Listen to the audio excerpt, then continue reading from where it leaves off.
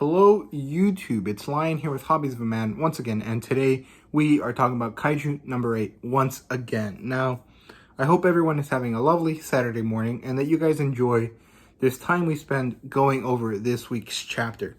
Now, to preface this, I am going to talk spoilers for this chapter, and I am going to recap last week's chapter. I'll also be talking about theories, confirming or denying or otherwise crafting theories about what comes next. I will also share my opinion as I talk about the happenings of this chapter. So let's just jump into it. Actually, no, before that, if you are interested in following the series more consistently, please consider subscribing, liking, commenting, and watching the previous videos. I'll leave them up right here or up here somewhere. And yeah, so last week we were going through the test, okay? So Kaiju started regenerating after Kikoru had finished them all off. The examinees were getting evacuated, and the Japan Defense Force was getting deployed to the test center, but were not making it there on time.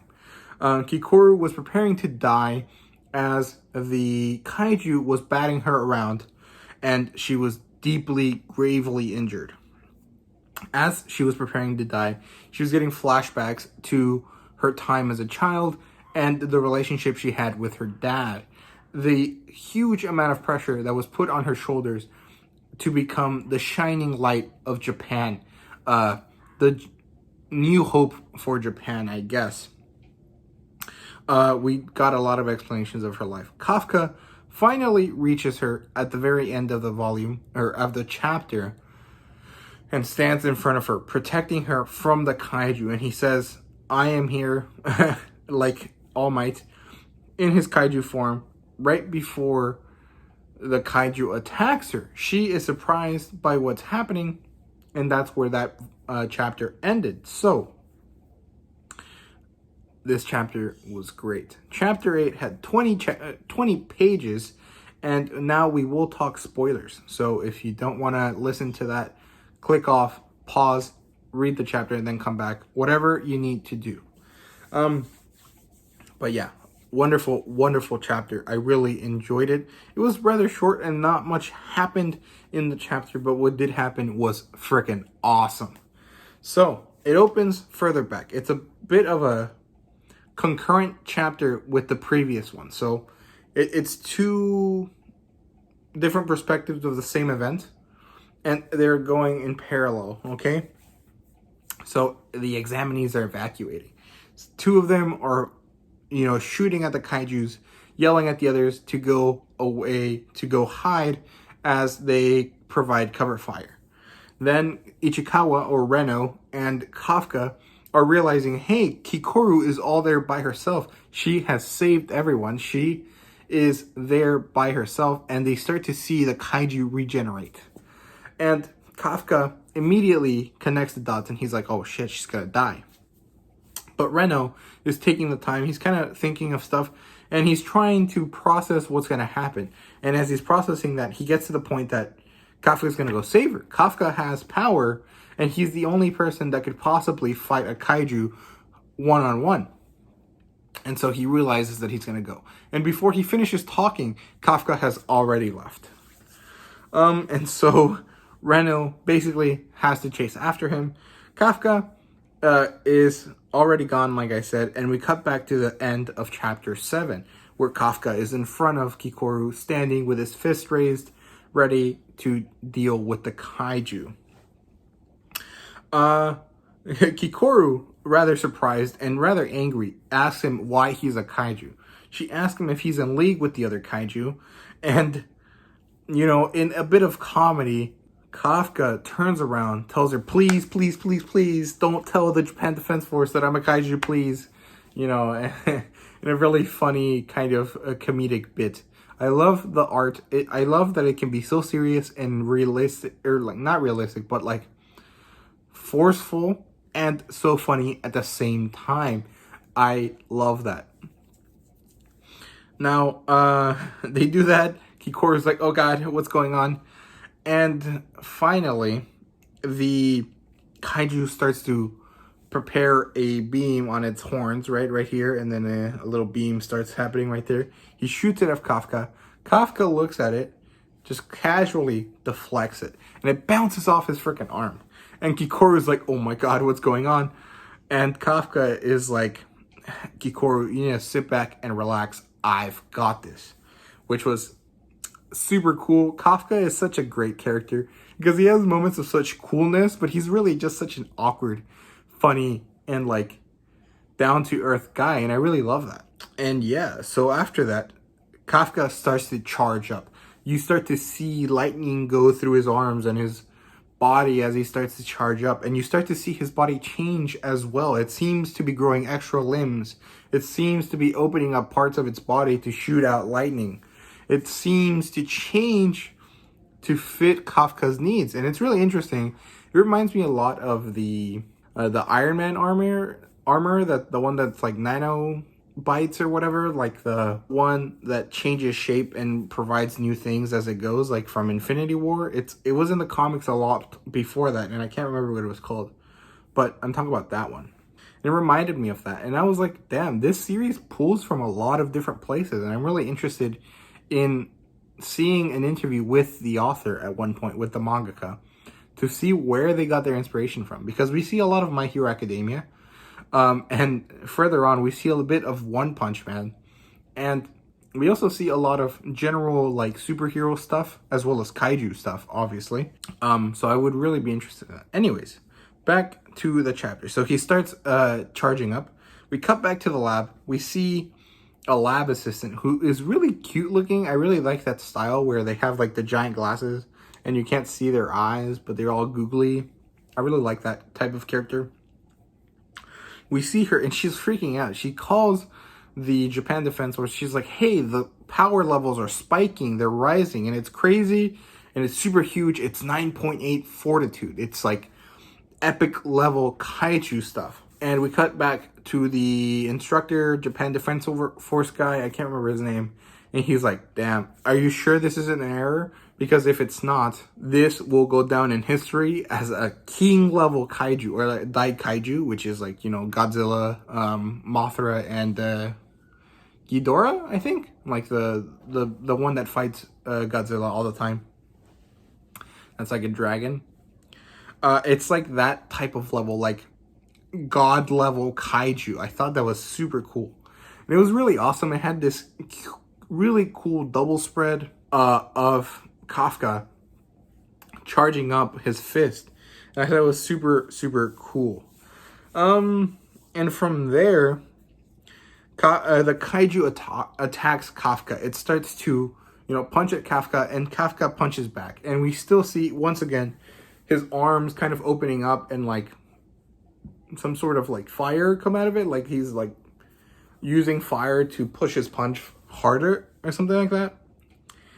And the punches collide. You see the floor crumble from the pressure. You know the thing where like All Might and Nomu were fighting and they were punching and like the ground crumbles below them and it like goes and sinks down? Kind of the same thing. And the kaiju's punching from above and Kafka is from below and they connect like this, right? And then you see that frame by itself. They collide. Then you flip the page. The kaiju's arm is gone. You just see its bones. Then you flip the page again and then it starts to disintegrate. And then after that, it finally completely disintegrates in the next page. And it was high quality epic stuff. I loved it. I thought that image was super awesome. And Kikoru is surprised. She's like, oh my god, what the heck? Like, how powerful is he? She says she would never be able to match any of that power output at all, ever. And it's true, I guess. So, yeah. It tries to regenerate, and Kafka is like, yeah, try to regenerate from that, and then it does. And he's like, oh god, please don't do that. Because, you know, he's like a funny, stupid guy. But, you know, it's not powerful enough to regenerate. It crumbles again, and Kafka's like, whew, thank god. And Then he goes to Kikoru. He saves her from a Joju, which is a small kaiju. And he holds her in his arms. And then he smiles down at her and he's like, "You're all safe. You did great. Thank you for protecting all of us." And then he berates her for not protecting herself, which is fair. And then Reno comes up from behind, chops him in the head, and he's like, "You should do the same thing, Kafka." And it's true. Kafka should be more careful with who he transforms with and stuff. And then they're like, "Hey, Kikoru's not going to tell anyone." Then she collapses because, she experienced way too much too fast. Basically, she was in shock the whole time, I guess. And it finally caught up to her and she crashed. So, yeah. The JDF arrives. The Japan Defense Force arrives. And nothing is there. And they're like confused. And then that was the end of the chapter. Finally, not a cliffhanger, but a clear point of progression for the next set of story plots, plot points, story threads, I guess. But yeah, very, very enjoyable chapter. I really enjoyed myself reading this. Once again, I read it a bunch of times and I loved it every single time. When this comes out in a volume, I'm going to go crazy because it's going to be such a great read to read without all of those, stopping points, which will actually change how the series feels. And I'm really excited to see the difference. So yeah, let's get on to the theory crafting part of this. So we know that Kafka is a 9.8. He's a Dai Kaiju level Kaiju, or he can have the power to get there. But we know Shonen, there's going to be a power crawl. There's going to be more monsters that are more powerful than him, and he's going to have to fight his way to the top. And I'm really excited to see that. So that brings up the idea of a king of Kaiju, of a, the most powerful Kaiju ever. Are we going to see something like that? Is Kafka's goal going to beat that guy so that Kaiju stop appearing? What's going to happen with that? Is Kafka going to have to become that king of Kaiju in order to make all the Kaiju stop? There's a lot of cool things, right? And of course, we don't know anything about what the series is going to go for. But I'm really enjoying this part of reading the manga weekly. This whole waiting and theorizing and seeing where things are going to go. And it's really bringing a lot of enjoyment to me. So I'm really happy to be experiencing like this. Now, I was wrong about one of the theories. I thought Kafka was going to fight that kaiju. Or Kafka was going to show up. The kaiju was going to step back. And the intelligent kaiju, I don't know where he went. He just kind of disappeared. The only kaiju that was there was the big, animal one.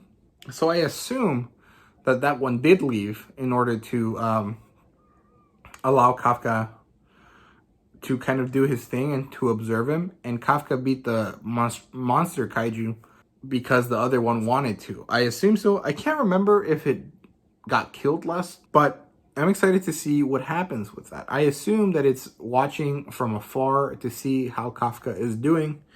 So I was right and wrong. So the intelligent kaiju definitely left.